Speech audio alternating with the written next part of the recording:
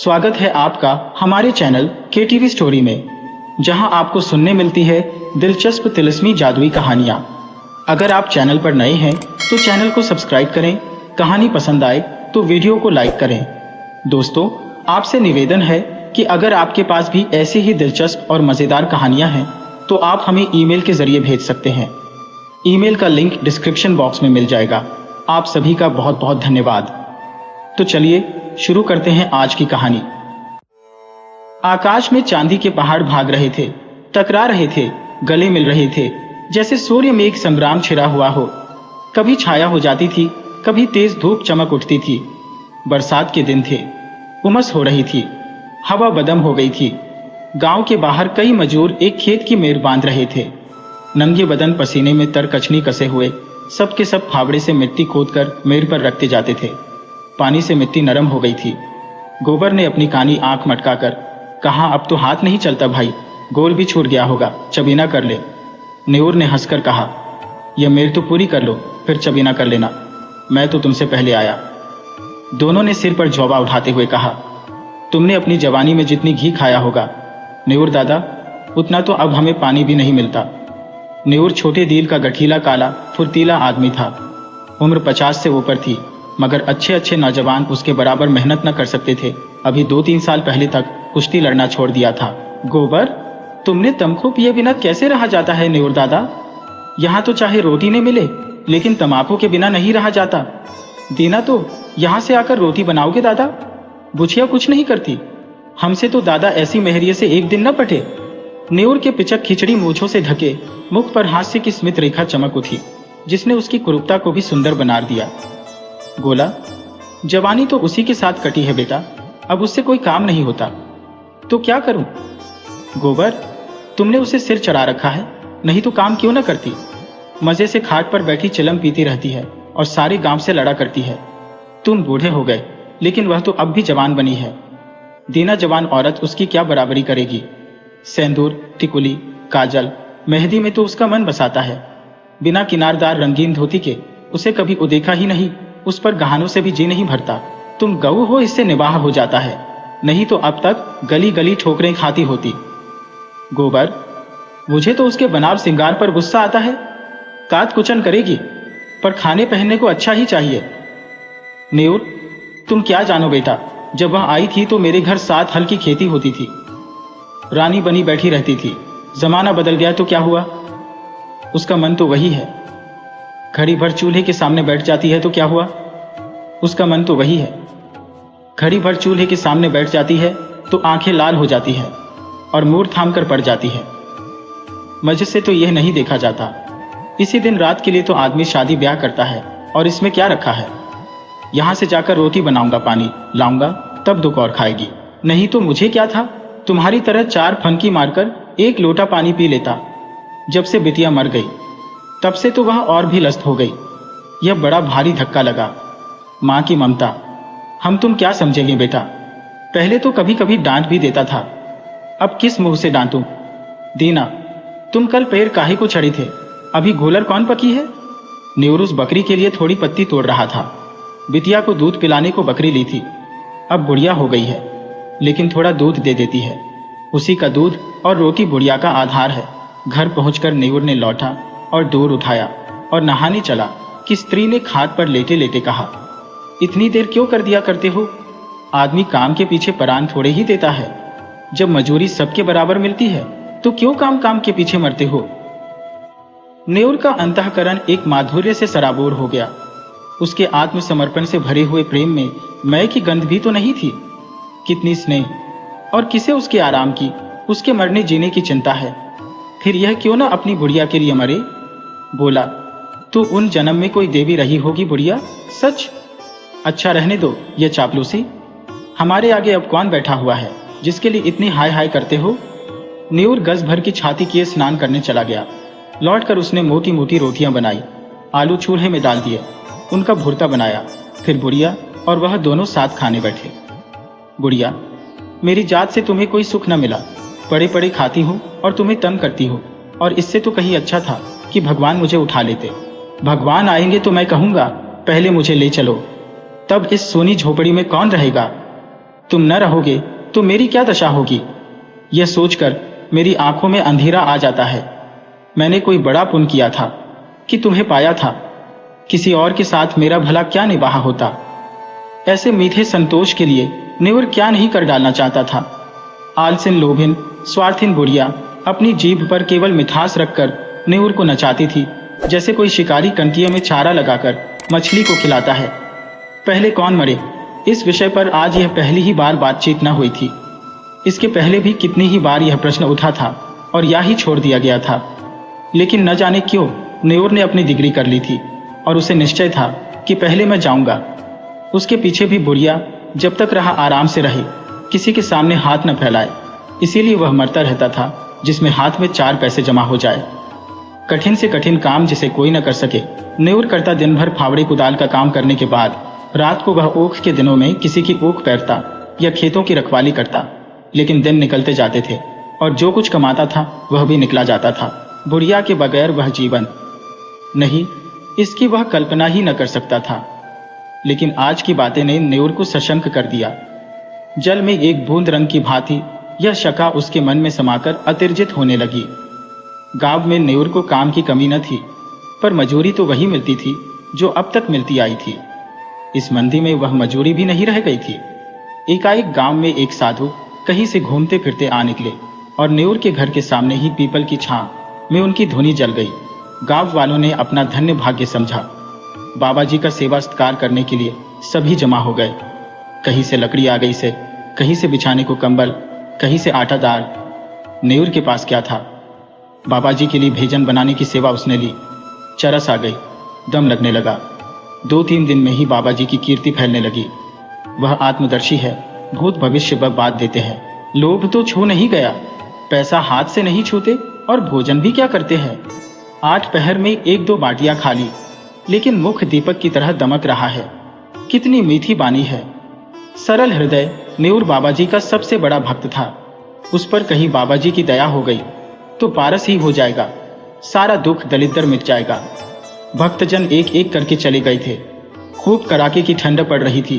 केवल नेउर बैठा बाबा जी के पांव दबा रहा था। बाबा जी ने कहा, बच्चा, संसार माया है, इसमें क्यों फंसे हो।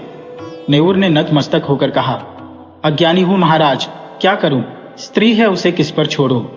तू समझता है तू स्त्री का पालन करता है, और कौन सहारा है उसे बाबा जी। ईश्वर खुद नहीं है, तू ही सब कुछ है। नेउर के मन में जैसे ज्ञान उदय हो गया।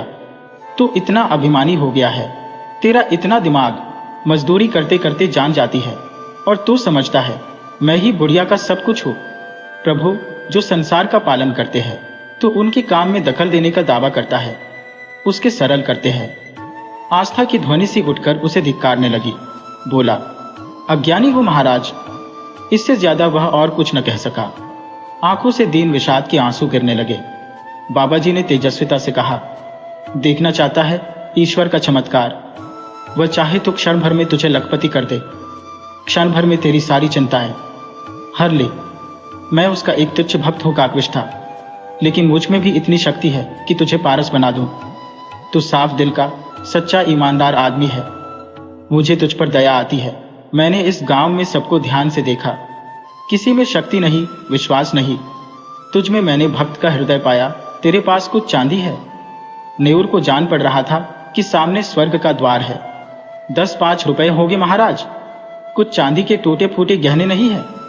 घरवाली के पास कुछ गहने हैं। कल रात को जितनी चांद मिल सके यहां ला और ईश्वर की प्रभुता देख। तेरे सामने मैं चांदी की हांडी में रखकर इसी धुनी में रख दूंगा।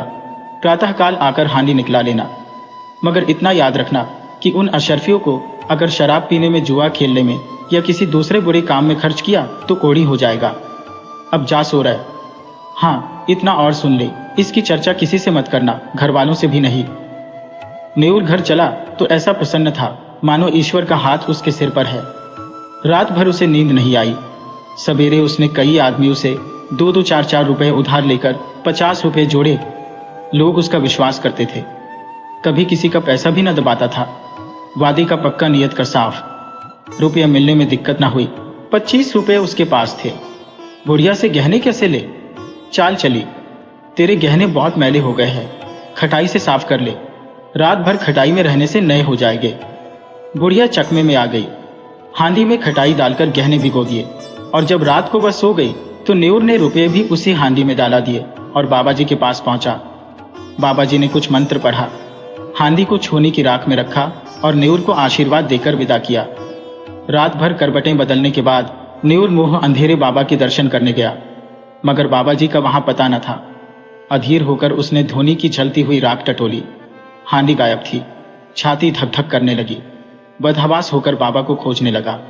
हाट की तरफ गया, तालाब की ओर पहुंचा।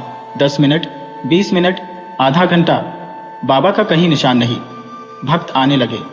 बाबा कहाँ गए? कंबल भी नहीं, बर्तन भी नहीं। भक्त ने कहा, रमते साधुओं का क्या ठिकाना, आज यहां कल वहां, एक जगह रहे तो साधु कैसे? लोगों से हेल मेल हो जाए, बंधन में पड़ जाए। सिद्ध थे लोग तो छू नहीं गया था। नेउर कहाँ है? उस पर बड़ी दया करते थे, उससे कह गए होगे। नेउर की तलाश होने लगी, कहीं पता नहीं। इतने में बुढ़िया नेउर को पुकारती हुई घर में से निकली। फिर कोलाहल मच गया। बुढ़िया रोती थी और नेउर को गालियां देती थी। नेउर खेतों की मेड़ों से बेतहाशा भागता चला जाता था, मानो उस पापी संसार से निकल जाएगा। एक आदमी ने कहा, नेउर ने कल मुझसे 5 रुपए लिए थे, आज सांझ को देने को कहा था। दूसरा, हमसे भी 2 रुपए आज ही के वादे पर लिए थे। बुढ़िया रोई दाढ़ीदार मेरे सारे गहने ले गया। 25 रुपए रखे थे, वह भी उठा ले गया। लोग समझ गए बाबा कोई धूर्त था, नेउर को साझा दे गया। ऐसे ऐसे ठग पड़े हैं संसार में। नेउर के बारे में किसी को ऐसा संदेह नहीं थी। बेचारा सीधा आदमी आ गया पट्टी में, मारे लाज के कहीं छिपा बैठा होगा। 3 महीने गुजर गए। झांसी जिले में धसान नदी के किनारे एक छोटा सा गांव है। काशीपुर नदी के किनारे एक पहाड़ी टीला है। उसी पर कई दिन से एक साधु ने अपना आसन जमाया है। नाटे कद का आदमी है, काले तवे का सा रंग देह गठी हुई। यह नेउर है जो साधु वेश में दुनिया को धोखा दे रहा है। वही सरल निष्कपट नेउर है जिसने कभी पराये माल की ओर आंख नहीं उठायो, जो पसीना की रोटी खाकर मग्न था। घर की, गांव की और बुढ़िया की याद एक क्षण भी उसे नहीं भूलती। इस जीवन में फिर कोई दिन आएगा कि वह अपने घर पहुंचेगा और फिर उस संसार में हंसता खेलता अपनी छोटी छोटी चिंताओं और छोटी छोटी आशाओं के बीच आनंद से रहेगा।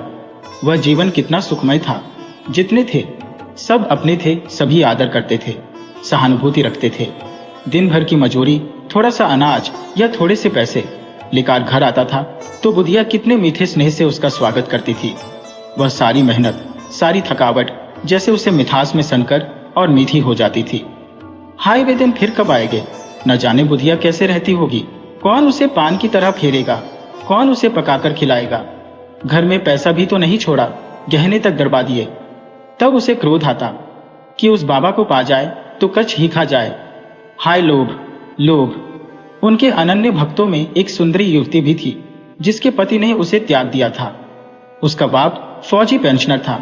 एक पढ़े लिखे आदमी से लड़की का विवाह किया, लेकिन लड़का मौ के कहने में था और युवती की अपनी सास से न पटती। वह चाहती थी शौहर के साथ सास से अलग रहे। शौहर अपनी माँ से अलग होने पर न राजी हुआ। वह रूठकर मैके चली आई। तब से 3 साल हो गए थे और ससुराल से एक बार भी बुलावा न आया, न पतिदेव ही आए। युवती किसी तरह पति को अपने वश में कर लेना चाहती थी। महात्माओं के लिए तरह पति को अपने वश में कर लेना चाहती थी। महात्माओं के लिए किसी का दिल फेर देना ऐसा क्या मुश्किल है?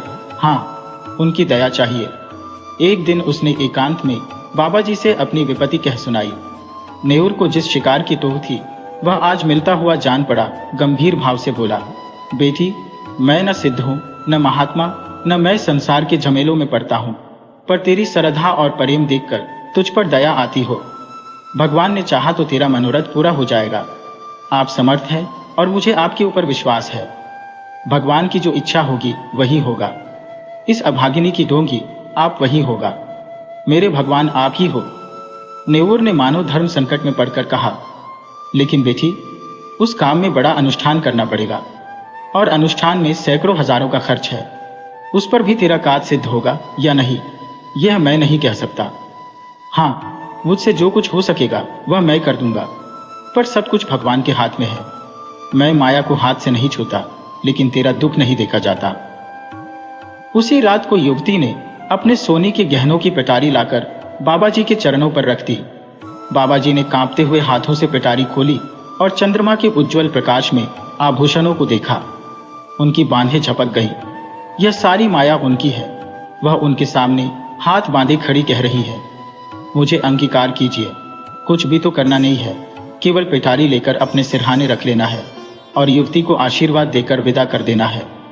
प्रातःकाल वह आएगी, उस वक्त वह उतना दूर होगे जहां उनकी टांगे ले जाएगी। ऐसा आशातीत सौभाग्य जब वह रुपए से भरी थैलियां लिए गांव में पहुंचेंगे और बुधिया के सामने रख देंगे। ओह, इससे बड़े आनंद की तो वह कल्पना भी नहीं कर सकते। लेकिन न जाने क्यों इतना जरा सा काम भी उससे नहीं हो सकता था। वह पेटारी को उठाकर अपने सिरहाने कंबल के नीचे दबाकर नहीं रख सकता है, कुछ नहीं, पर उसके लिए असूझ है, असाध्य है। वह उस पेटारी की ओर हाथ भी नहीं बढ़ा सकता है। इतना कहने में कौन सी दुनिया उलटी जाती है कि बेटी इसे उठाकर इस कंबल के नीचे रखते। जबान कट तो न जाएगी, मगर अब उसे मालूम होता कि जबान पर भी उसका काबू नहीं है। आंखों के इशारे से भी यह काम हो सकता है, लेकिन इस समय आंखें भीर बगावत कर रही है। मन का राजा इतने मंत्रियों और सामंतों के होते हुए भी अशक्त है, निरीह है। लाख रुपये की थैली सामने रखी हो, नंगी तलवार हाथ में हो, गाय मजबूत रस्सी के सामने बंधी हो, क्या उस गाय की गर्दन पर उसके हाथ उठेंगे? कभी नहीं। कोई उसकी गर्दन भले ही काट ले, वह गौ की हत्या नहीं कर सकता। वह परित्यागता उसे उसी गौ की हत्या नहीं कर सकता। वह पपित्यागता उसे उसी गम की तरह लग रही थी। जिस अवसर को वह 3 महीने खोज रहा है, उसे पाकर आज उसकी आत्मा कांप रही है। तृष्णा किसी वन्य जंतु की भांति अपने संस्कार से आखेट प्रिय है, लेकिन जंजीरों से बंधे बंधे उसके नख गिर गए हैं और दांतम कमजोर हो गए हैं। उसने रोते हुए कहा, बेटी पेटारी उठा ले जाओ, मैं तुम्हारी परीक्षा कर रहा था, मनोरथ पूरा हो जाएगा। चौक नदी के पार वृक्षों की गोद में विश्राम कर चुका था। न्यूर धीरे से उठा और धसान में स्नान करके एक ओर चल दिया। भभूत और तिलक से उसे घृणा हो रही थी। उसे आश्चर्य हो रहा था कि वह घर से निकला ही कैसे। थोड़े उपहास के भय से उसे अपने अंदर एक विचित्र उल्लास का अनुभव हो रहा था, मानो वह बेड़ियों से मुक्त हो गया हो, कोई बहुत बड़ी चीज प्राप्त की हो। 8वें दिन नेऊर गांव पहुंच गया। लड़कों ने दौड़कर उछल कूदकर उसकी लकड़ी उसके हाथ उसका स्वागत किया। एक लड़के ने कहा, काकी तो मर गई दादा। नेऊर के पांव जैसे बंध गए, मुंह के दोनों कोने नीचे झुके गए। दीन विषाद आंखों में चमक उठा। कुछ बोला नहीं, कुछ पूछा भी नहीं। पल भर जैसे निस्संग खड़ा रहा, फिर बड़ी तेजी से अपनी झोपड़ी की ओर चला। बालकवृंद भी उसके पीछे दौड़े, मगर उनकी शरारत और चंचलता भाग चली थी। झोपड़ी खुली पड़ी थी। बुधिया की चारपाई जाकी तहां थी। उसकी चिलम और नारियल जो के जो धरे हुए थे। एक कोने में 2-4 मिट्टी और पीतल के बर्तन पड़े होने थे। लड़ेक बाहर ही खड़े रह गए। झेपड़ी के अंदर कैसे जाए, वहां बुधिया बैठी है। गांव में भगदड़ मच गई। नेऊर दादा आ गए। झोपड़ी के द्वार पर भीड़ लग गई। प्रश्नों का तांता बच गया। तुम इतने दिनों कहाँ थे दादा? तुम्हारे जाने के बाद तीसरे ही दिन काकी चल बसी। रात दिन तुम्हें गालियां देती थी, मरते मरते तुम्हें गरियाती ही रही। तीसरे दिन आए तो मेरी पड़ीक थी। तुम इतने दिन कहाँ रहे? नेऊर ने कोई जवाब न दिया, केवल शून्य निराश करुण आहत नेत्रों से लोगों की ओर देखता रहा, मानो उसकी वाणी हर ली गई है। उस दिन से किसी ने उसे बोलते या रोते हंसते नहीं देखा। गांव से आध मील पर पक्की सड़क है, अच्छी आमदरफत है। नेऊर बैठ सवेरे जाकर सड़क के किनारे एक पेड़ के नीचे बैठ जाता है। किसी से कुछ मांगता नहीं, पर राहगीर कुछ न कुछ दे ही देते हैं। छेबना अनाज पैसे, सध्या संयम। वह अपनी झोपड़ी में आ जाता है, चिराग जलाता है, भोजन बनाता है, खाना है और उसी खाट पर पड़ा रहता है। उसके जीवन में जो एक संचालक शक्ति थी, वह लुप्त हो गई है। वह अब केवल जीवधारी है। कितनी गहरी मनोव्यथा है। गांव में प्लेग आया। लोग घर छोड़ छोड़कर भागने लगे। नेऊर को अब किसी की परवाह न थी। न किसी को उससे भय था, न प्रेम। सारा गांव भाग गया। नेऊर अपनी झोपड़ी से न निकला और आज भी वह उसी पेड़ के नीचे सड़क के किनारे उसी तरह मौन बैठा हुआ नजर आता है, निश्चेष्ट, निर्जीव। जब माँ बेटे से बहू की शिकायतों का दफ्तर खोल देती है और यह सिलसिला किसी तरह खत्म होते नजर नहीं आता, तो बेटा उकता जाता है और दिन भर की थकान के कारण कुछ झुंझलाकर माँ से कहता है, तो आखिर तुम मुझसे क्या करने को कहती हो अम्मा? मेरा काम स्त्री को शिक्षा देना तो नहीं है। यह तो तुम्हारा काम है। तुम उसे डांटो, मारो, जो सजा चाहे दो। मेरे लिए इससे ज्यादा खुशी की और क्या बात हो सकती है कि तुम्हारे प्रयत्न से वह आदमी बन जाए। मुझसे मत कहो कि उसे सलीका नहीं है, तमीज नहीं है, बेअदब है। उसे डांट कर सिखाओ। माँ, वाह, मुंह से बात निकाले नहीं देती। डांटूं तो मुझे ही नोच खाए। उसके सामने अपनी आबरू बचाती फिरती हूँ कि किसी के मुंह पर मुझे कोई अनुचित शब्द न कह बैठे। बेटा, तो फिर इसमें मेरी क्या खता है? मैं तो उसे सिखा नहीं देता कि तुमसे बेअदबी करे। माँ, तो और कौन सिखाता है? बेटा, तुम तो अंधेर करती हो अम्मा। माँ, अंधेर नहीं करती, सत्य कहती हूँ। तुम्हारी ही शह पाकर उसका दिमाग बढ़ गया है। जब वह तुम्हारे पास जाकर टेसुए बहाने लगती है तो कभी तुमने उसे डांटा, कभी समझाया कि तुझे अम्माओं का अदब करना चाहिए? तुम तो खुद उसके गुलाम हो गए हो। वह भी समझती है मेरा पति कमाता है, फिर मैं क्यों न रानी बनूं, क्यों किसी से दबूं? मर्द जब तक शह न दे, औरत का इतना गुर्दा हो ही नहीं सकता। बेटा, तो क्या मैं उससे कह दूं कि मैं कुछ नहीं कमाता, बिल्कुल निखट्टू हूं? क्या तुम समझती हो तब वह मुझे जलील न समझेगी? हर एक पुरुष चाहता है कि उसकी स्त्री उसे कमाऊ, योग्य, तेजस्वी समझे, और सामान्यतः वह जितना है उससे बढ़कर अपने को दिखाता है। मैंने कभी नादानी नहीं की, कभी स्त्री के सामने दीम नहीं मारी, लेकिन स्त्री की दृष्टि में अपना सम्मान खोना तो कोई भी न चाहेगा। माँ, तुम कान लगाकर, ध्यान देकर और मीठी मुस्कुराहट के साथ उसकी बातें सुनोगे तो वह क्यों न शेर होगी। तुम खुद चाहते हो कि स्त्री के हाथों मेरा अपमान कराओ। मालूम नहीं मेरे किन पापों का तुम मुझे यह दंड दे रहे हो। किन अरमानों से, कैसे कैसे कष्ट झेलकर मैंने तुम्हें पाला। खुद नहीं पहना, तुम्हें पहनाया, खुद नहीं खाया, तुम्हें खिलाया। मेरे लिए तुम उस मरने वाली की निशानी थे और मेरी सारी अभिलाषाओं का केंद्र। तुम्हारी शिक्षा पर मैंने अपने हजारों के आभूषण होम कर दिए। विधवा के पास दूसरी कौन सी निधि थी, इसका तुम मुझे यह पुरस्कार दे रहे हो? बेटा, मेरी समझ में नहीं आता कि आप मुझसे चाहती क्या है। आपके उपकारों को मैं कब मेट सकता हूँ? आपने मुझे केवल शिक्षा ही नहीं दिलाई, मुझे जीवन दान दिया, मेरी सृष्टि की। अपने गहने ही नहीं होम किए, अपना रक्त तक पिलाया। अगर मैं 100 बार अवतार लूं तो भी इसका बदला नहीं चुका सकता। मैं अपनी जान में आपकी इच्छा के विरुद्ध कोई काम नहीं करता। यथासाध्य आपकी सेवा में कोई बात उठा नहीं रखता। जो कुछ पाता हूँ लाकर आपके हाथों पर रख देता हूँ। और मुझसे क्या चाहती है, और मैं कर ही क्या सकता हूँ? ईश्वर ने हमें तथा आपको और सारे संसार को पैदा किया, उसका हम उसे क्या बदला देते हैं? क्या बदला दे सकते हैं? उसका नाम भी तो नहीं लेते, उसका यश भी तो नहीं गाते। इससे क्या उसके उपकारों का भार कुछ कम हो जाता है? माँ के बलिदानों का प्रतिशोध कोई बेटा नहीं कर सकता, चाहे वह भूमंडल का स्वामी ही क्यों ना हो। ज्यादा से ज्यादा मैं आपकी दिलजोई ही तो कर सकता हूँ, और मुझे याद नहीं आता कि मैंने कभी आपको असंतुष्ट किया हो। माँ, तुम मेरी दिलजोई करते हो। तुम्हारे घर में मैं इस तरह रहती हूँ जैसे कोई लौंडी। तुम्हारी बीवी कभी मेरी बात भी नहीं पूछती। मैं भी कभी बहू थी। रात को घंटे भर सास की देह दबाकर, उनके सिर में तेल डालकर, उन्हें दूध पिलाकर तब बिस्तर पर जाती थी। तुम्हारी स्त्री 9 बजे अपनी किताबें लेकर अपनी सहनची में जा बैठती है, दोनों खिड़कियां खोल लेती है और मजे से हवा खाती है। मैं मरूं या जीऊं उससे मतलब नहीं, इसीलिए मैंने पाला था। बेटा, तुमने मुझे पाला था तो यह सारी सेवा मुझसे लेनी चाहिए थी, मगर तुमने मुझसे कभी नहीं कहा। मेरे अन्य मित्र भी हैं, उनमें भी मैं किसी को माँ की देह में मुक्कियां लगाते नहीं देखता। आप मेरे कर्तव्य का भार मेरी स्त्री पर क्यों डालती है? यो, अगर वह आपकी सेवा करे तो मुझसे ज्यादा प्रसन्न और कोई ना होगा। मेरी आंखों में उसकी इज्जत दूनी हो जाएगी, शायद उससे और ज्यादा प्रेम करने लगूं। लेकिन अगर वह आपकी सेवा नहीं करती तो आपको उससे अप्रसन्न होने का कोई कारण नहीं है। शायद उसकी जगह मैं होता तो मैं भी ऐसा ही करता। सास मुझे अपनी लड़की की तरह प्यार करती तो मैं उसके तलुए सहलाता, इसलिए नहीं कि वह मेरे पति की माँ होती, बल्कि इसलिए कि वह मुझसे मातृवत स्नेह करती। मगर मुझे खुद यह बुरा लगता है कि बहू सास के पांव दबाए। कुछ दिन पहले स्त्रियां पति के पांव दबाती थी, आज भी उस प्रथा का लोप नहीं हुआ है, लेकिन मेरी पत्नी मेरे पांव दबाए तो मुझे ग्लानि होगी। मैं उससे कोई ऐसी खिदमत नहीं लेना चाहता जो मैं उसकी भी न कर सकूं। यह रस्म उस जमाने की यादगार है जब स्त्री पति की लौंडी समझी जाती थी। अब पत्नी और पति दोनों बराबर है। कम से कम मैं ऐसा ही समझता हूँ। माँ, तो मैं कहती हूँ कि तुम ही ने उसे ऐसी ऐसी बातें बढ़ाकर शेर कर दिया है। तुम ही मुझसे बैर साध रहे हो।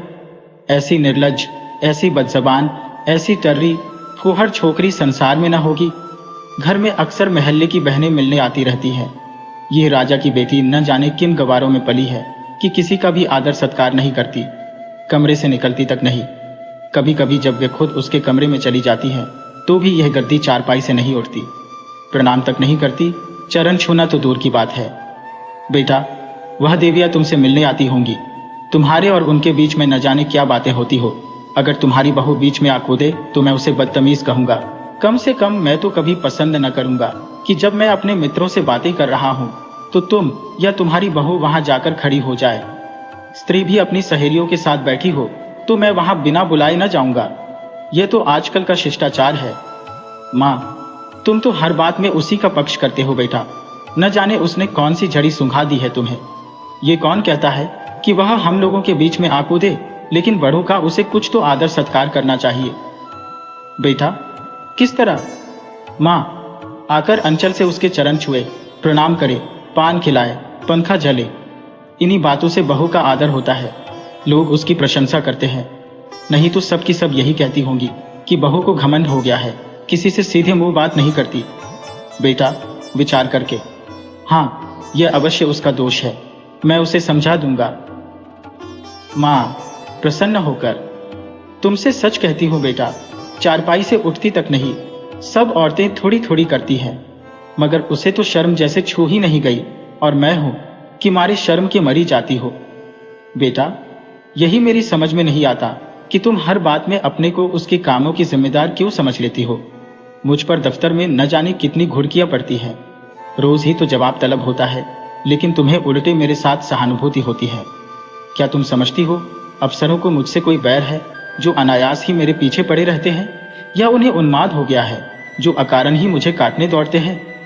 नहीं, इसका कारण यही है कि मैं अपने काम में चौकस नहीं हूँ। गलतियां करता हूँ, सुस्ती करता हूँ, लापरवाही करता हूँ। जहां अफसर सामने से हटा कि लगे समाचार पत्र पढ़ने या ताश खेलने, क्या उस वक्त हमें यह ख्याल नहीं रहता कि काम पड़ा हुआ है और यह साहब डांट ही तो बताएंगे, सिर झुकाकर सुन लेंगे, बाधा टल जाएगी। पर ताश खेलने का अवसर नहीं है, लेकिन कौन परवाह करता है। सोचते हैं तुम मुझे दोषी समझकर भी मेरा पक्ष लेती हो, और तुम्हारा बस चले तो हमारे बड़े बाबू को मुझसे जवाब तलब करने के अभियोग में काले पानी भेज दो। माँ, खिलकर, मेरे लड़के को कोई सजा देगा तो क्या मैं पान फूल से उसकी पूजा करूंगी? बेटा, हर एक बेटा अपनी माता से इसी तरह की कृपा की आशा रखता है, और सभी माताएं अपने लड़कों के ऐबों पर पर्दा डालती हैं। फिर बहुओं की ओर से क्यों उनका हृदय इतना कठोर हो जाता है, ये मेरी समझ में नहीं आता। तुम्हारी बहू पर जब दूसरी स्त्रियां चोट करें तो तुम्हारे मातृस्नेह का यह धर्म है कि तुम उसकी तरफ से क्षमा मांगो, कोई बहाना कर दो, उनकी नजरों में उसे उठाने की चेष्टा करो। इस तिरस्कार में तुम क्यों उनसे सहयोग करती हो? तुम्हें क्यों उसके अपमान में मजा आता है? मैं भी तो हर एक ब्राह्मण या बड़े बूढ़े का आदर सत्कार नहीं करता। मैं किसी ऐसे व्यक्ति के सामने सिर झुका ही नहीं सकता जिससे मुझे हार्दिक श्रद्धा ना हो। केवल सफेद बाल, सिकुड़ी हुई खाल, पोपला मुंह और झुकी हुई कमर किसी को आदर का पात्र नहीं बना देती, और न जनेऊ या तिलक या पंडित और शर्मा की उपाधि ही भक्ति की वस्तु है। मैं लकीर पीटू सम्मान को नैतिक अपराध समझता हूँ। मैं तो उसी का सम्मान करूंगा जो मनसा वाचा कर्मणा हर पहलू से सम्मान के योग्य है, जिसे मैं जानता हूँ कि मक्कारी, स्वार्थ साधन और निंदा के सिवा और कुछ नहीं करता, जिसे मैं जानता हूँ कि रिश्वत और सूद तथा खुशामद की कमाई खाता है। वह अगर ब्रह्मा की आयु लेकर भी मेरे सामने आए तो भी मैं उसे सलाम न करूं। इसे तुम मेरा अहंकार कह सकती हो, लेकिन मैं मजबूर हूं। जब तक मेरा दिल न झुके, मेरा सिर भी न झुकेगा। मुमकिन है तुम्हारी बहू के मन में भी उन देवियों की ओर से अश्रद्धा के भाव हों। उनमें से दो चार को मैं भी जानता हूं। हैं वे सब बड़े घर की, लेकिन सबके दिल छोटे, विचार छोटे। कोई निंदा की पुतली है तो कोई खुशामद में युक्त, कोई गाली गलौज में अनुपम। सभी रूढ़ियों की गुलाम, ईर्ष्या द्वेष से जलने वाली। एक भी ऐसा नहीं जिसने अपने घर को नरक का नमूना न बना रखा हो। अगर तुम्हारी बहू ऐसी औरतों के आगे सिर नहीं झुकाती तो मैं उसे दोषी नहीं समझता। माँ, अच्छा अब चुप रहो बेटा। देख लेना तुम्हारी यह रानी एक दिन तुमसे चूल्हा न जलवाए और झाड़ू न लगवाए तो सही। औरतों को बहुत सिर चढ़ाना अच्छा नहीं होता। इस निर्लज्जता की भी कोई हद है कि बूढ़ी सास तो खाना पकाए और जवान बहू बैठी उपन्यास पढ़ती रहे।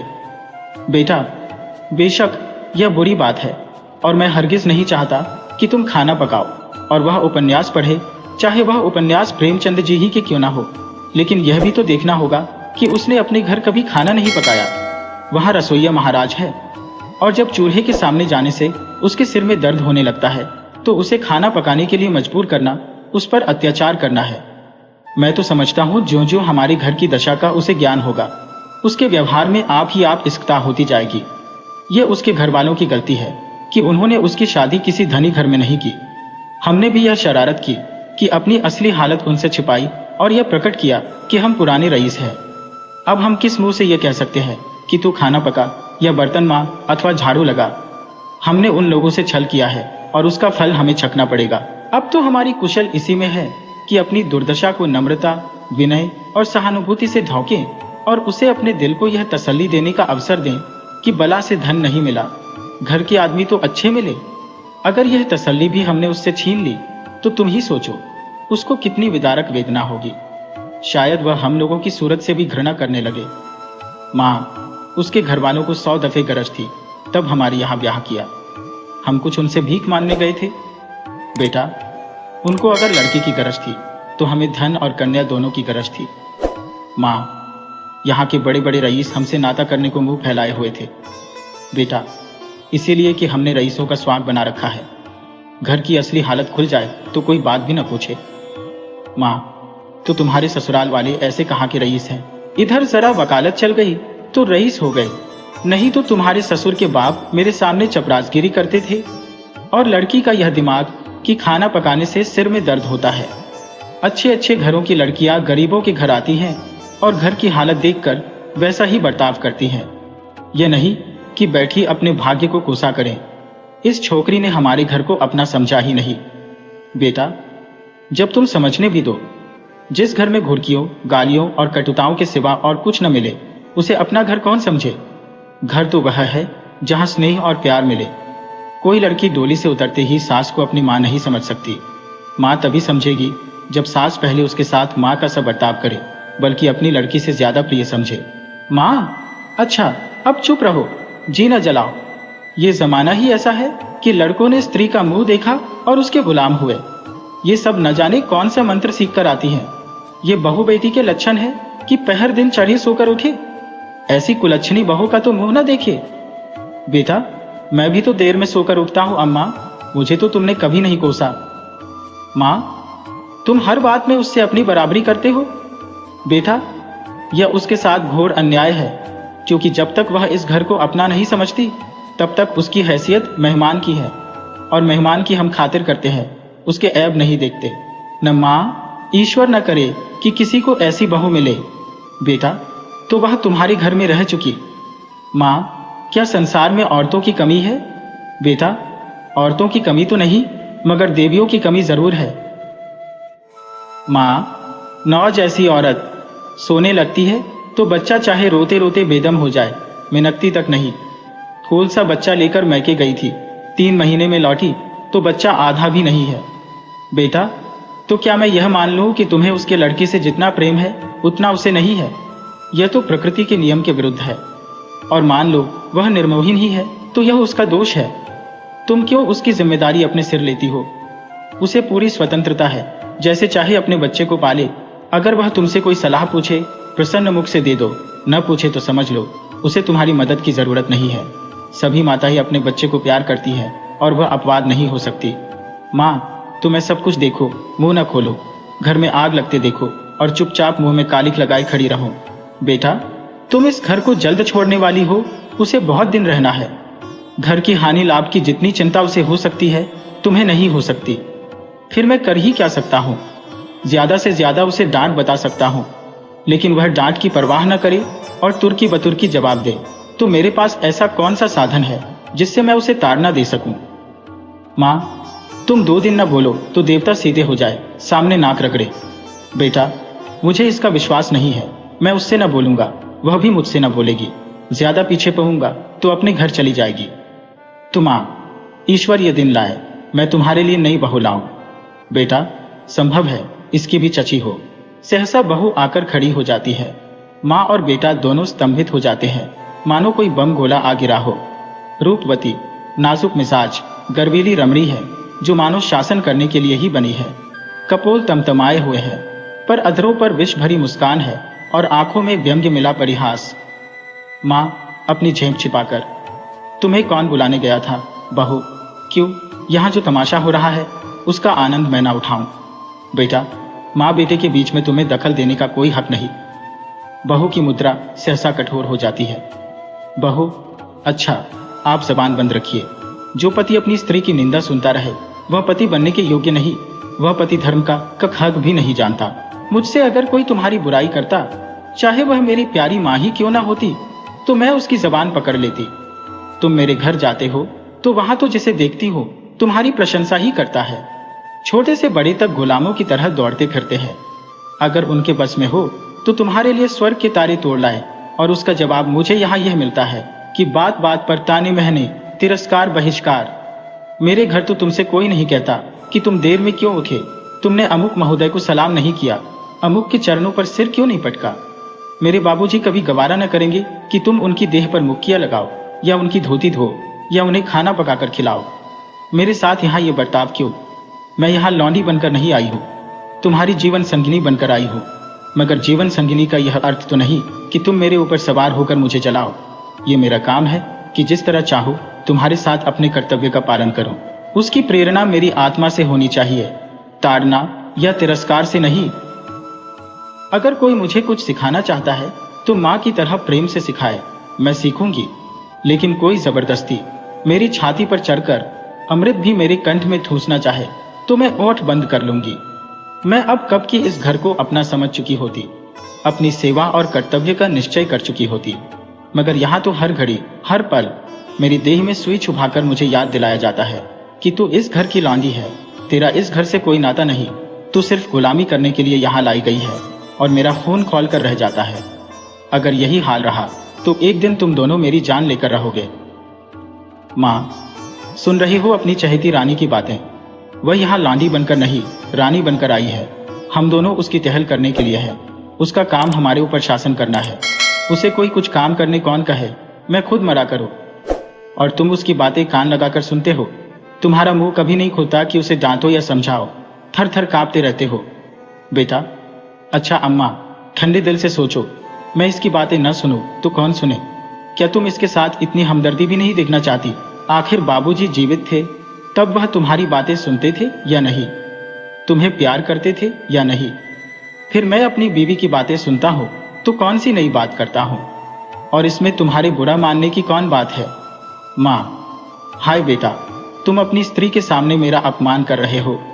इसी दिन के लिए मैंने तुम्हें पाल पोस कर बड़ा किया था।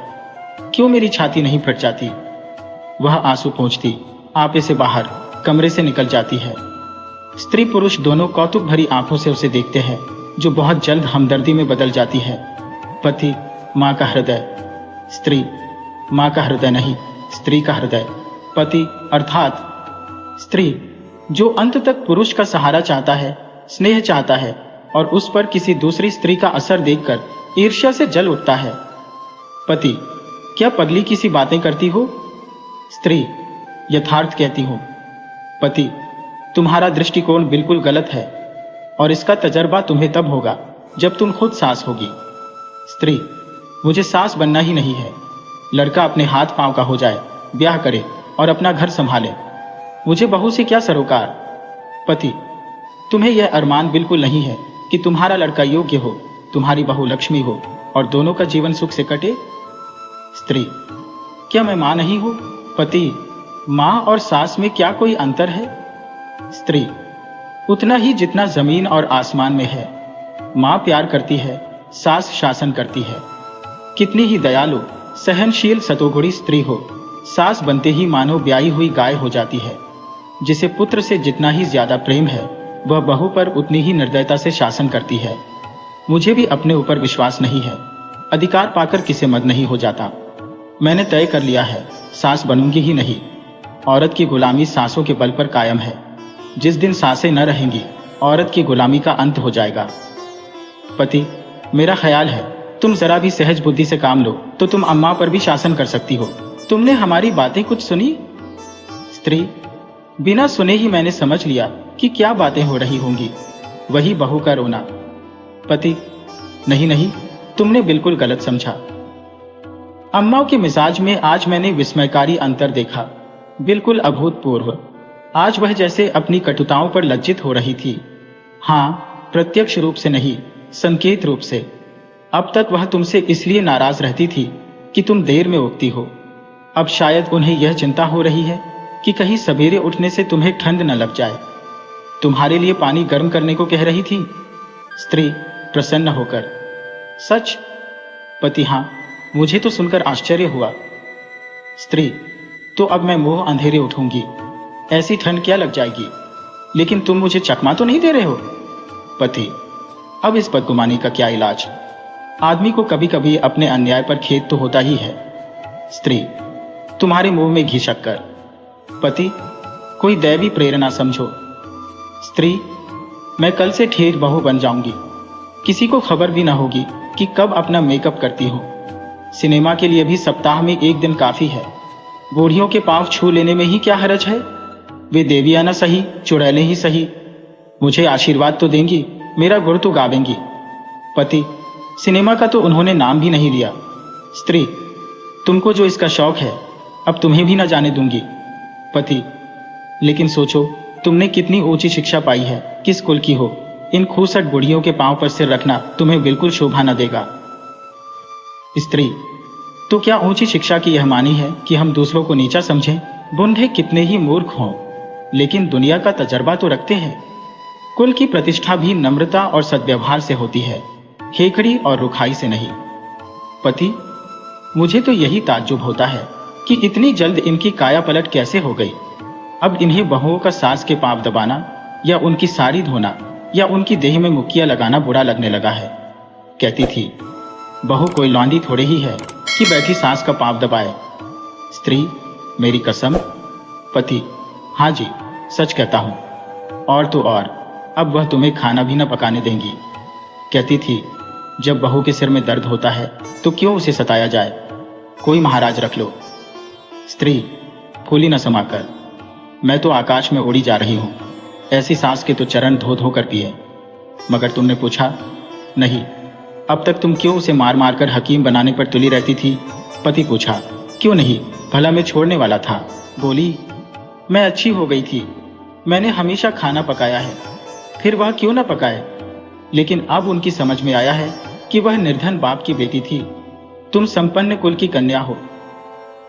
स्त्री, अम्मा जी दिल की साफ है, इन्हीं मैं क्षमा के योग्य समझती हूं। जिस जलवायु में हम पलते हैं उसे एक बारगी नहीं बदल सकते।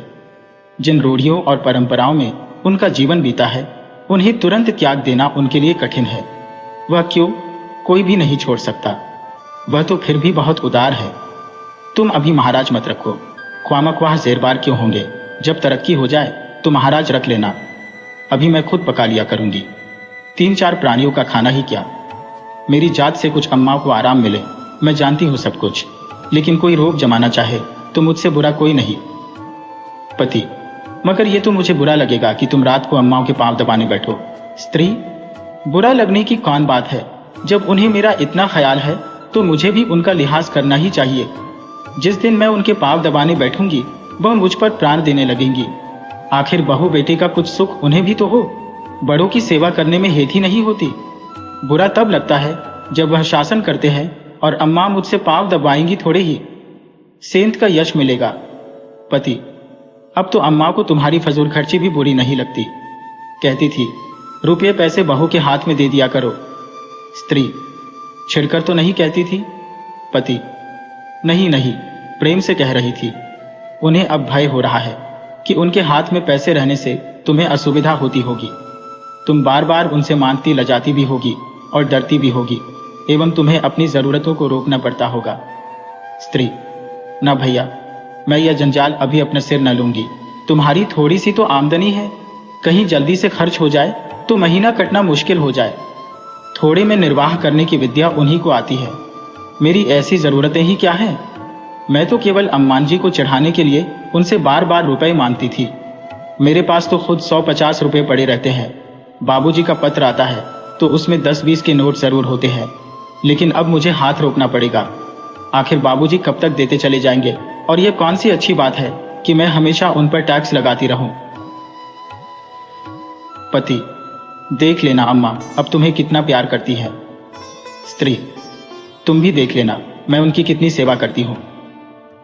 पति: मगर शुरू तो उन्होंने किया।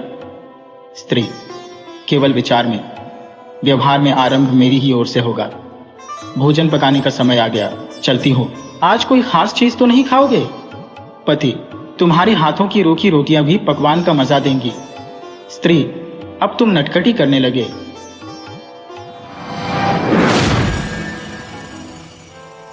अब बड़े बड़े शहरों में दाइया, नर्सें और लेडी डॉक्टर सभी पैदा हो गई है, लेकिन देहातों में जच्चे खानों पर अभी तक भंगिनों का ही प्रभुत्व है और निकट भविष्य में इसमें कोई तब्दीली होने की आशा नहीं।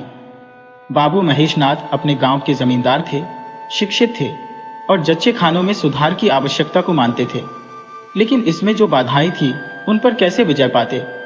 कोई नर्स देहात में जाने पर राजी न हुई और बहुत कहने सुनने से राजी भी हुई तो इतनी लंबी चौड़ी फीस मांगी कि बाबू साहब को सिर झुकाकर चले आने के सिवा और कुछ न सूझा। लेडी डॉक्टर के पास जाने की उन्हें हिम्मत न पड़ी। उसकी फीस पूरी करने के लिए तो शायद बाबू साहब को अपनी आधी जायदाद बेचनी पड़ती। इसलिए जब 3 कन्याओं के बाद वह चौथा लड़का पैदा हुआ तो फिर वही गोदड़ था और वही गोदड़ की बहू। बच्चे अक्सर रात ही को पैदा होते हैं। एक दिन आधी रात को चपरासी ने गोदड़ के द्वार पर ऐसी हाँक लगाई कि पास पड़ोस में भी जाग पड़ गई। लड़की न थी कि मरी आवाज से पुकारता। गोदड़ के घर में इस शुभ अवसर के लिए महीनों से तैयारी हो रही थी। भय था तो यही कि फिर बेटी न हो जाए, नहीं तो वही बंधा हुआ 1 रुपया और एक साड़ी मिलकर रह जाएगी। इस विषय में स्त्री पुरुष में कितनी ही बार झगड़ा हो चुका था, शर्त लग चुकी थी। स्त्री कहती थी, अगर अब की बेटा ना हो तो मुंह न दिखाओ।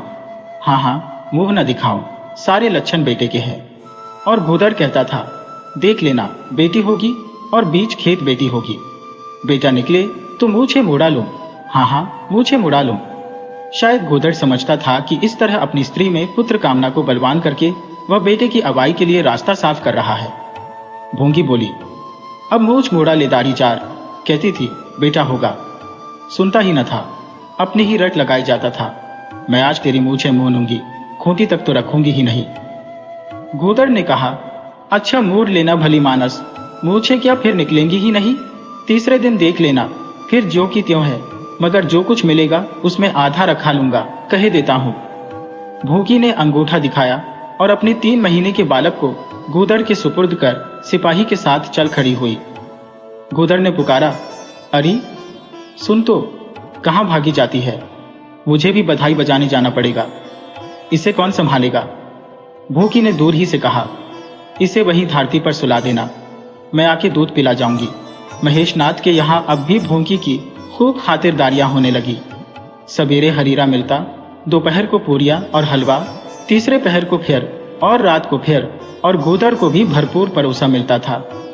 भूखी अपने बच्चे को दिन रात में 1-2 बार से ज्यादा न पिला सकती थी।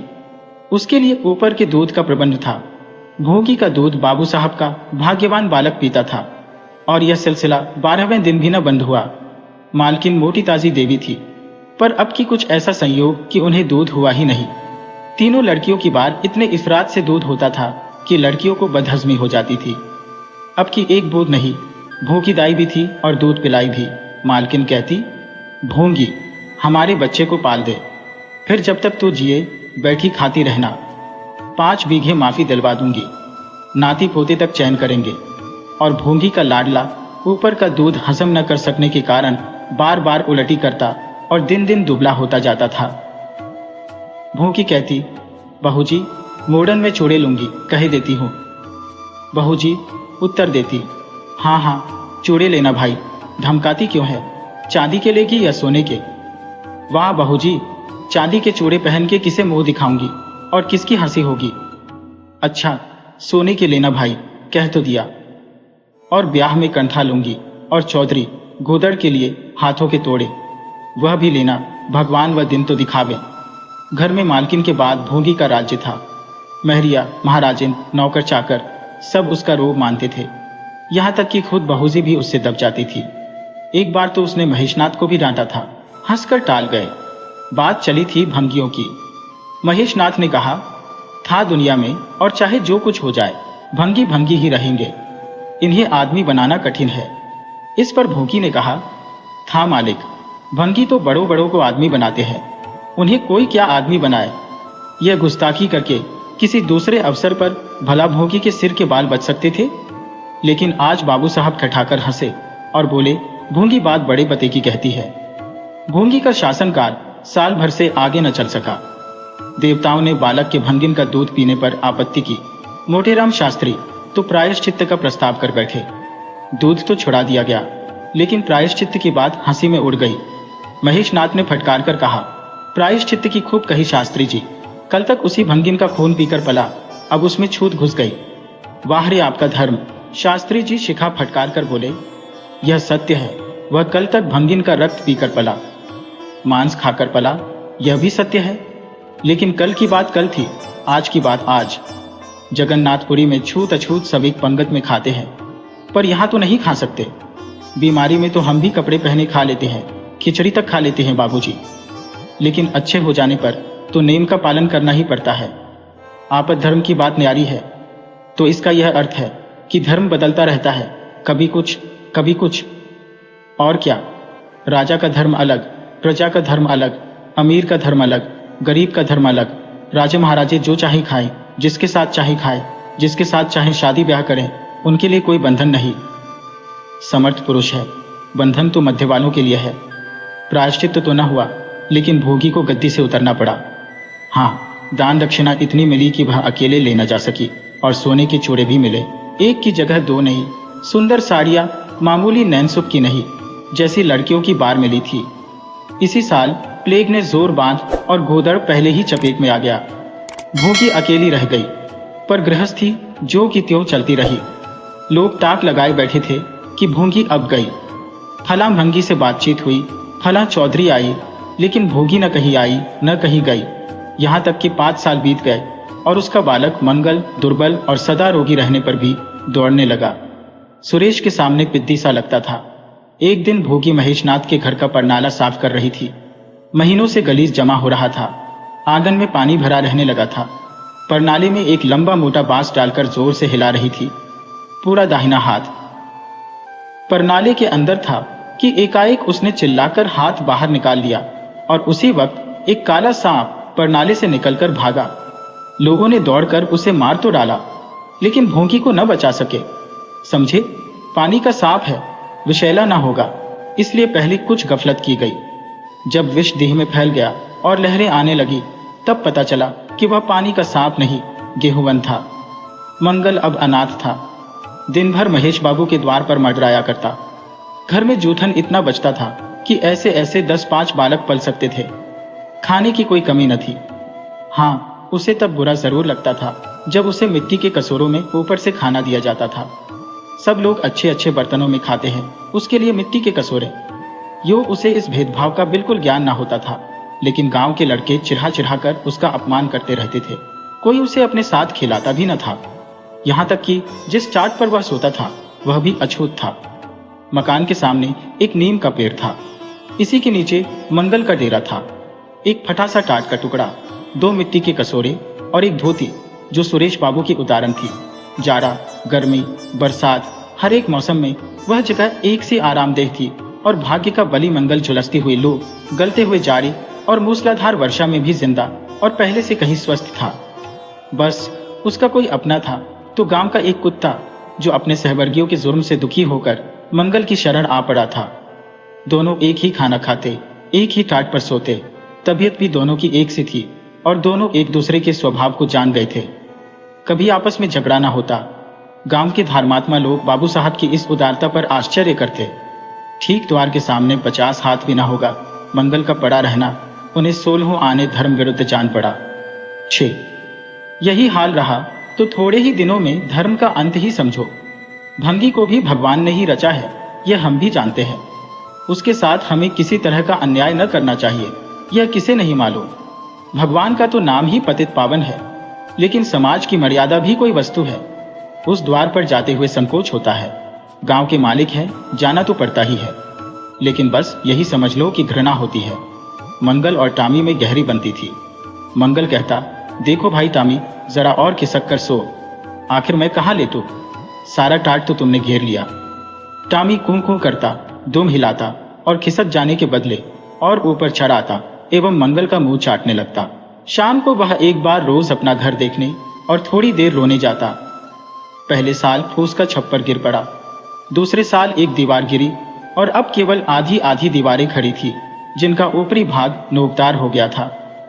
यही उसे स्नेह की संपत्ति मिली थी, वही स्मृति ही आकर्षण, वही प्यार उसे एक बार उस ओजड़ में खींच ले जाता था और टामी सदैव उसके साथ होता था। मंगल नोकदार दीवार पर बैठ जाता और जीवन के बीते और आने वाले स्वप्न देखने लगता और बार बार उछलकर उसकी गोद में बैठने की असफल चेष्टा करता। एक दिन कई लड़के खेल रहे थे, मंगल भी पहुंचकर दूर खड़ा हो गया। या तो सुरेश को उस पर दया आई या खेलने वालों की जोड़ी पूरी न पड़ती थी, कह नहीं सकते। जो कुछ भी हो, तजवीज की कि आज मंगल को भी खेल में शरीक कर लिया जाए। यहाँ कौन देखने आता है? क्यों रे मंगल, खेलेगा? मंगल बोला, ना भैया, कहीं मालिक देख लें तो मेरी चमड़ी उधोड़ दी जाए। तुम्हें क्या, तुम तो अलग हो जाओगे। सुरेश ने कहा, तो यहाँ कौन आता है देखने बे? चल, हम लोग सवार सवार खेलेंगे। तू घोड़ा बनेगा, हम लोग तेरे ऊपर सवारी करके दौड़ाएंगे। मंगल ने शंका की, मैं बराबर घोड़ा ही रहूंगा कि सवारी भी करूंगा, ये बता दो। ये प्रश्न टेढ़ा था, किसी ने इस पर विचार न किया था। सुरेश ने एक क्षण विचार करके कहा, तुझे कौन अपनी पीठ पर बिठाएगा, सोच, आखिर तू भंगी है कि नहीं? मंगल भी खड़ा हो गया, बोला, मैं कब कहता हूं कि मैं भंगी नहीं हूं, लेकिन तुम्हें मेरी ही माँ ने अपना दूध पिलाकर पाला है। जब तक मुझे भी सवारी करने को न मिलेगी, मैं घोड़ा न बनूंगा। तुम लोग बड़ी छगड़ हो, आप तो मजे से सवारी करोगे और मैं घोड़ा ही बना रहूं। सुरेश ने डांट कर कहा, तुझे घोड़ा बनना पड़ेगा, और मंगल को पकड़ने दौड़ा। मंगल भागा, सुरेश ने दौड़ाया। मंगल ने कदम और तेज किया, सुरेश ने भी जोर लगाया, मगर वह बहुत खा खा कर थोल थोल हो गया था और दौड़ने में उसकी सांस फूलने लगती थी। आखिर उसने रुककर कहा, आकर घोड़ा बनो मंगल, नहीं तो कभी पा जाऊंगा तो बुरी तरह पीटूंगा। तुम्हें भी घोड़ा बनना पड़ेगा। अच्छा, हम भी बन जाएंगे, तुम पीछे से निकल जाओगे। पहले तुम घोड़ा बन जाओ, मैं सवारी कर लूं, फिर मैं बनूंगा। सुरेश ने सचमुच चकमा देना चाहा था। मंगल का यह मुतालबा सुनकर साथियों से बोला, देखते हो इसकी बदमाशी, भंगी है ना? तीनों ने मंगल को घेर लिया और उसे जबरदस्ती घोड़ा बना दिया।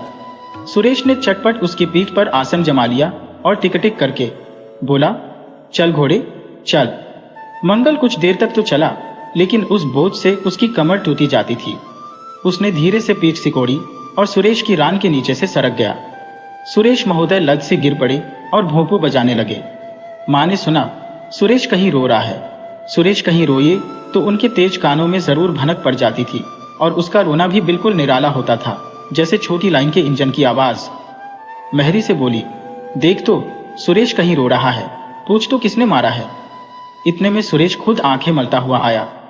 उसे जब रोने का अवसर मिलता था तो माँ के पास फरियाद लेकर जरूर आता था। माँ मिठाई या मेवे देकर आंसू पोंछ देती थी। आप थे तो 8 साल के, मगर थे बिल्कुल गाबदी।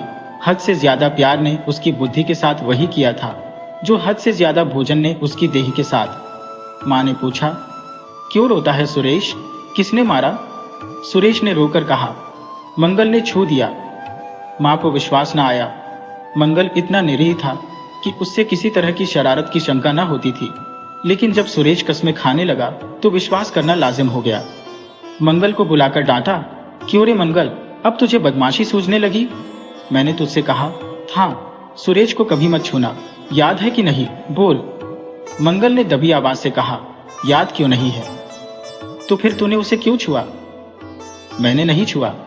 तूने नहीं छुआ तो वह रोता क्यों था? गिर पड़े, इससे रोने लगे। चोरी और सीना जोरी। देवी जी दांत पीस कर रह गईं। मारती तो उसी दम स्नान करना पड़ता, छड़ी तो हाथ में लेनी ही पड़ती और छूत का विद्युत प्रवाह इस छड़ी के रास्ते उनकी देह में पैवस्त हो जाता। इसलिए जहां तक गालियां दे सकी दी और हुक्म दिया कि अभी अभी यहां से निकल जा, फिर जो इस द्वार पर तेरी सूरत नजर आई तो खून ही पी जाऊंगी। मुफ्त की रोटियां खा खाकर शरारत सोचती है आदि। मंगल में गैरत तो क्या थी, हाँ डर था। चुपकी से अपने स्कोरे उठाए, टाट का टुकड़ा बगल में दबाया, धोती कंधों पर रखी और रोता हुआ वहां से चल पड़ा। अब वह यहां कभी ना आएगा। यही तो होगा कि भूखों मर जाएगा। क्या हरज है, इस तरह जीने से फायदा ही क्या। गांव में उसके लिए और कहां ठिकाना था। भंगी को कौन पनाह देता। उसी खंडहर की ओर चला जहां भले दिनों की स्मृतियां उसके आंसू पोंछ सकती थी, और खूब फूट फूट कर रोया। उसी क्षण टामी भी उसे ढूंढता हुआ पहुंचा और दोनों फिर अपनी व्यथा भूल गए। लेकिन ज्यों ज्यों दिन का प्रकाश क्षीण होता जाता था, मंगल की ग्लानि भी क्षीण होती जाती थी। बचपन को बेचैन करने वाली भूख देह का रक्त पी पी कर और भी बलवान होती जाती थी। आंखें बार बार कसोरों की ओर उठ जाती। वहां अब तक सुरेश की झूठी मिठाइयां मिल रही होती, यहाँ क्या धूल फाके। उसने टामी से सलाह की, खाओगे क्या टामी, मैं तो भूखा लेट रहूंगा। टामी ने को करके शायद कहा, इस तरह का अपमान तो जिंदगी भर सहना है। यो हिम्मत हारोगे तो कैसे काम चलेगा। मुझे देखो ना, कभी किसी ने डंडा मारा, चिल्ला उठा, फिर जरा देर बाद दुम हिलाता हुआ उसके पास जा पहुंचा। हम तुम दोनों इसीलिए बने हैं भाई, मंगल ने कहा। तो तुम जाओ, जो कुछ मिले खा लो, मेरी परवाह न करो। टामी ने अपनी श्वान भाषा में कहा, अकेला नहीं जाता, तुम्हें साथ लेकर चलूंगा। मैं नहीं जाता तो मैं भी नहीं जाता, भूखों मर जाओगे। तो क्या तुम जीते रहोगे। मेरा कौन बैठा है जो रोएगा। यहां भी वही हाल है भाई। क्वार में जिस कुतिया से प्रेम किया था उसने बेवफाई की और अब कल्लू के साथ है। खैरियत यही हुई कि अपने बच्चे लेती गई, नहीं तो मेरी जान गाढ़ी में पड़ जाती। 5-5 बच्चों को कौन पालता। एक क्षण के बाद भूख ने एक दूसरी युक्ति सोच निकाली। मालकिन हमें खोज रही होंगी क्या टामी। और क्या, बाबूजी और सुरेश खा चुके होंगे। कहार ने उनकी थाली से जूठन निकाल लिया होगा और हमें पुकार रहा होगा। बाबूजी और सुरेश दोनों की थालियों में घी खूब रहता है और वह मीठी मीठी चीज, हाँ मलाई, सबका सब घोड़े पर डाल दिया जाएगा। देखिए, हमें खोजने कोई आता है। खोजने कौन आएगा, क्या कोई पुरोहित हो। एक बार मंगल मंगल होगा और बस थाली पर नाले में ओढ़ेल दी जाएगी। अच्छा तो चलो चलें, मगर मैं छिपा रहूंगा। अगर किसी ने मेरा नाम लेकर न पुकारा तो मैं लौट आऊंगा, ये समझ लो। दोनों वहां से निकले और आकर महेशनाथ के द्वार पर अंधेरे में दबक कर खड़े हो गए। मगर टामी को सब्र कहाँ, वह धीरे से अंदर घुस गया। देखा, महेशनाथ और सुरेश थाली पर बैठ गए हैं। बरौठे में धीरे से बैठ गया, मगर डर रहा था कि कोई डंडा न मार दे। नौकर में बातचीत हो रही थी। एक ने कहा, आज मंगलवा नहीं दिखाई देता, मालकिन ने डांटा था, इससे भागा है शायद। दूसरे ने जवाब दिया, अच्छा हुआ निकाल दिया गया। सवेरे सवेरे भंगी का मुंह देखना पड़ता था। मंगल और अंधेरे में खिसक गया। आशा गहरे जल में डूब गई। महेशनाथ थाली से उठ गए। नौकर हाथ धुला रहा है। अब हुक्का पिएंगे और सोएंगे। सुरेश अपनी मां के पास बैठा। कोई कहा, नी सुनता सुनता सो जाएगा। गरीब मंगल की किसे चिंता है। इतनी देर हो गई, किसी ने भूल से भी न पुकारा। कुछ देर तक वह निराश सा वहां खड़ा रहा। फिर एक लंबी सांस खींचकर जाना ही चाहता था कि कहार पत्तल में थाली का जूठन ले जाता नजर आया। मंगल अंधेरे से निकलकर प्रकाश में आ गया। अब मन को कैसे रोके। कहार ने कहा, अरे तू यहां था, हमने समझा कि कहीं चला गया। ले खा ले, मैं फेंकने ले जा रहा था। मंगल ने दीनता से कहा, मैं तो बड़ी देर से यहां खड़ा था। तो बोला, क्यों नहीं, मारे डर के। अच्छा ले खा ले। उसने पत्तल को ऊपर उठाकर मंगल के फैले हुए हाथों में डाल दिया। मंगल ने उसकी ओर ऐसी आंखों से देखा जिसमें दीन कृतज्ञता भरी हुई थी। टामी भी अंदर से निकल आया था। दोनों वही नीम के नीचे पत्तल में खाने लगे। मंगल ने एक हाथ से टामी का सिर सहलाकर कहा, देखा, पेट की आग ऐसी होती है। ये लात की मारी हुई रोटियां भी न मिलती तो क्या करते। टामी ने दुम हिला दी। सुरेश को अम्मा ने पाला था। टामी ने फिर दुम हिलाए। लोग कहते हैं दूध का दाम कोई नहीं चुका सकता, और मुझे दूध का यह दाम मिल रहा है। टामी ने फिर दुम हिलाए।